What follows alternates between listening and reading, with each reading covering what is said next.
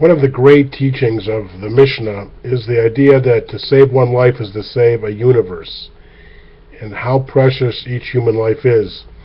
So I thought about that great teaching today when thinking about an interchange between Senator Harry Reid, who's the majority leader in the Senate, and a CNN reporter.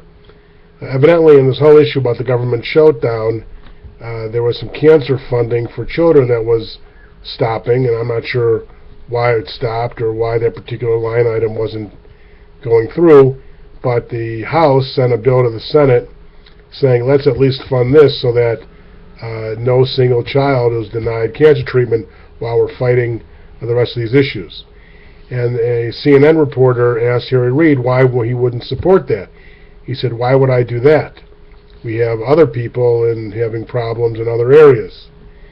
And I think what left people so aghast is this idea that for cynical politics, funding, which has been approved, could be easily approved by the Congress to continue to fund cancer treatment, is not going to be funded for political reasons. And the Senate Majority Leader said, why would we want to do that?